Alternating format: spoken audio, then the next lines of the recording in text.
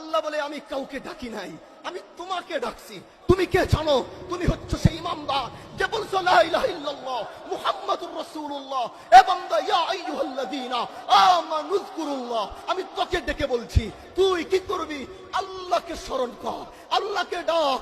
বলে কেন আল্লাহ এই কথাটা ইয়া আইয়ুহান নাস বলে কেন বলল না? আল্লাহ কেন ইয়া আইয়ুহাল্লাযীনা আমানু দিয়ে বলল? কারণ আল্লাহ চায় ইমানদার বান্দারা দুনিয়ার জমিনে তো এমনি কষ্ট করে। আল্লাহ চায় এই ইমানদার বান্দাকে তাআল্লুক মা আল্লাহর সম্পর্ক যেন আল্লাহর সাথে তার তৈরি হয়। এই জন্য ইমানদারকে ডাক দিয়ে বলে উযকুরুল্লাহ। এতটুকু বলে তিনি থাইমা যাইতে পারতেন। তার প্রয়োজন নাই তোমার জিকির, তার প্রয়োজন নাই তোমার নামাজ, কিন্তু তারপরেও তিনি ডাক দিয়ে বলছে যিকরুন কাসীরা। বান্দা ডাকবি, কিন্তু কম কেন ডাকবি?